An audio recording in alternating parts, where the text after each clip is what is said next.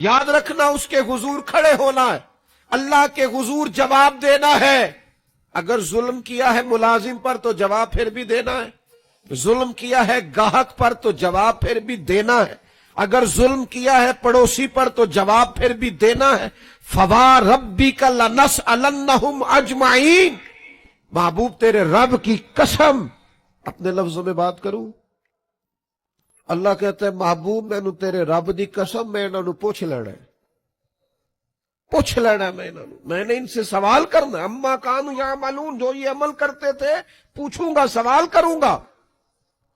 اور میرے نبی پاک صلی اللہ تعالی علیہ وسلم کے غلاموں، اگر ظلم کیا ہے بیوی پر حساب پھر بھی دینا ہے، اگر وراثت کی تقسیم پر زیادتی کی ہے بہن بھائیوں سے حساب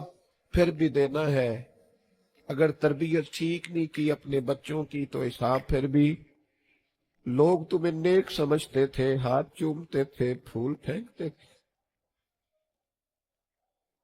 تم نے بڑی عزتیں سمیٹی، تم نے خوشحالیاں اور سرداریاں سمیٹی۔ فَوَرَبِّكَ لَنَسْأَلَنَّهُمْ، تمہیں حساب دینا